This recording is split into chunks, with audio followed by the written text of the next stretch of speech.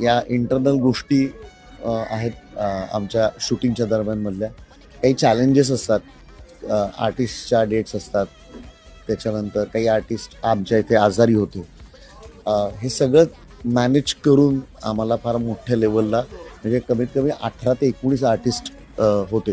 म्हणजे डिरेक्टर म्हणून मला ना खूप मोठं चॅलेंज होतं. त्यात आमची जुई जी आपली मेन लीड आहे सायली, ती टायफॉईडच्या आजाराने ॲडमिट होती. म्हणजे खरंच तिचे हॅट्स ऑफ आहे की सलाईन घ्यायची, एक 3-4 तासाचा ती वेळ द्यायची आणि मग ती कोर्टातल्या सिक्वेन्ससाठी यायची. सो माझ्यासाठी खूप मोठं चॅलेंज होतं.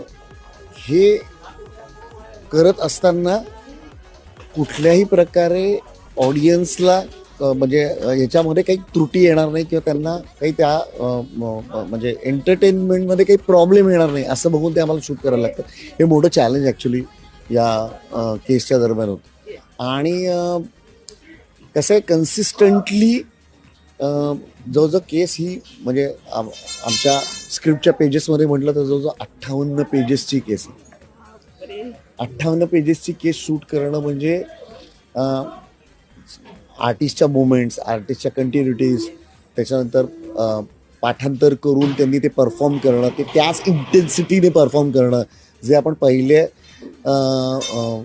ओपनिंगला केसच्या करतो ती शेवटपर्यंत त्याचा इंटरेस्ट टिकून ठेवणं, हे सगळं मोठं चॅलेंज असतं याच्यामध्ये. त्यात अमित भानुशाली जो तुम्हाला सगळ्यांनाच माहिती आहे की तो मराठी